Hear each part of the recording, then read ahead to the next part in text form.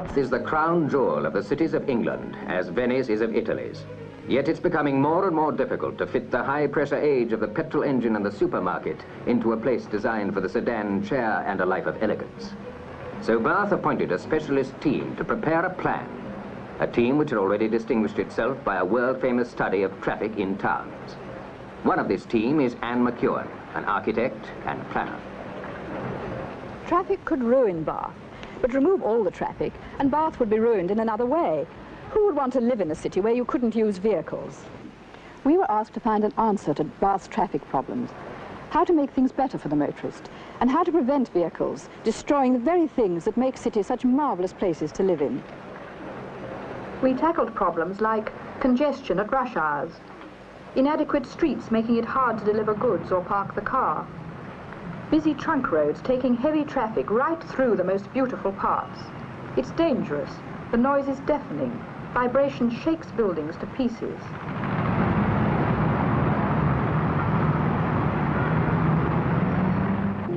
Everywhere, parked vehicles obstruct fine views and hinder people on foot. Imagine how much better all this would be without the cars in the way. This conflict between traffic and cities is universal. Look at Norwich, the most important town of East Anglia. Just like Bath, it's used by a far greater population than its own. Norwich serves farmers and communities for miles around and supports a huge variety of industries, from insurance to making electric motors. It's a pleasant city, friendly, homespun, a complete cross-section of England's history from the Normans onwards, full of quaint corners and unexpected discoveries. But unless something's done about it, and thank goodness Norwich is fighting back, cities are threatened with death by traffic, a kind of remorseless erosion.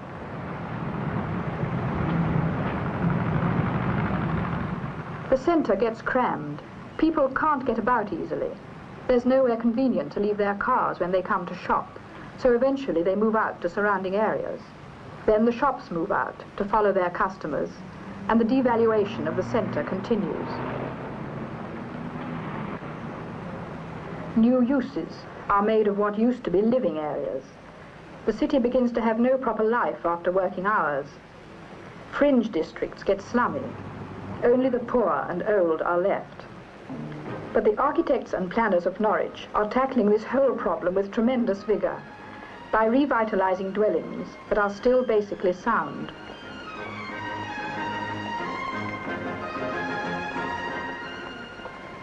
They are rescuing medieval houses from slumdom, turning them into pleasant homes, and thus retaining buildings that give Norwich its special character. A whole new area has been completely redeveloped, reuniting people who used to live here, old-age pensioners, young couples, families with children, into a community only 15 minutes' walk from the cathedral. All this to bring the people of Norwich back to live once again in the centre of their own city. It is planned that one day the whole shopping centre of Norwich will be freed of traffic that has no business there. This will circulate by means of a new road system now under construction. To make all this possible, car parks are being built at strategic points. Most of this part of the city is composed of narrow, twisting streets laid out for horses and wagons in the Middle Ages. One by one, these streets will become pedestrian precincts.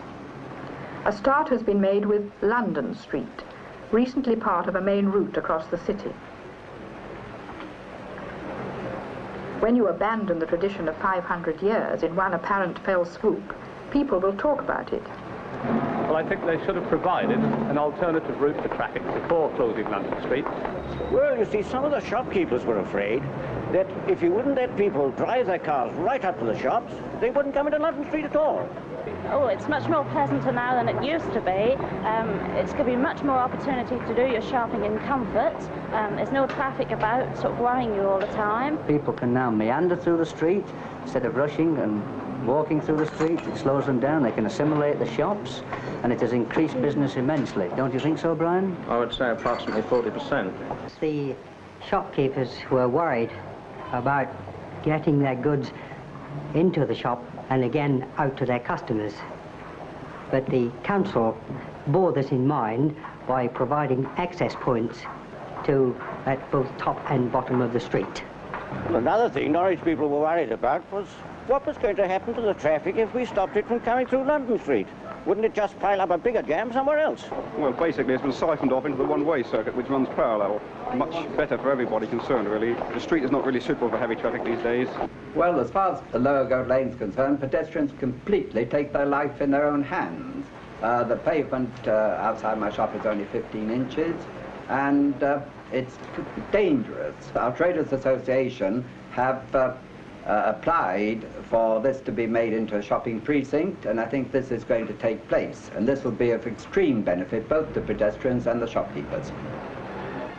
In Bath, some of the streets have been all pedestrian for 200 years or so. Now part of the main shopping centre has been closed to vehicles and linked up with the long-established precinct by the Abbey, the Pump Room and the Roman Baths, the city's historic heart.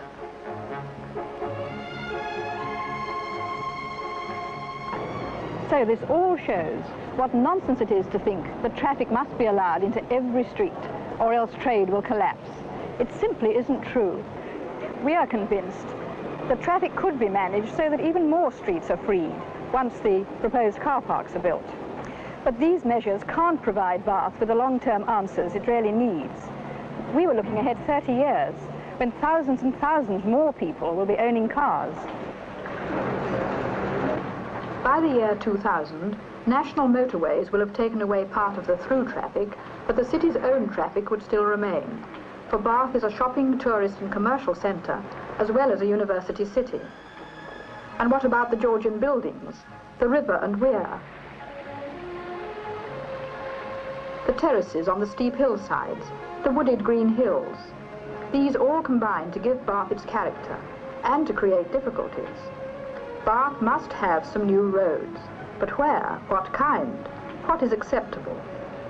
A road in a tunnel under the hillside would take traffic through the city, get it to the centre, and still leave the beauty of Bath untouched.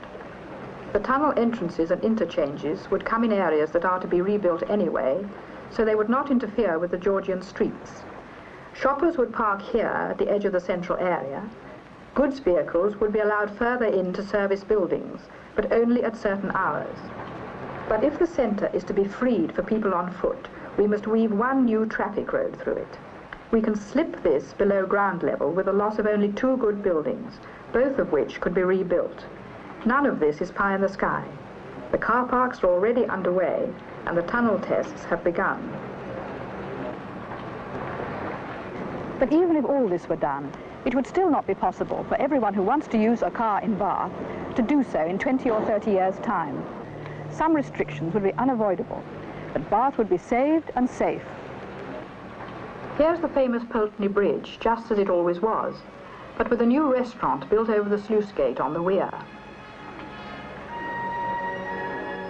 This will be linked with an exciting multi-sports area, 3 indoor swimming pools and plenty of space for other activities.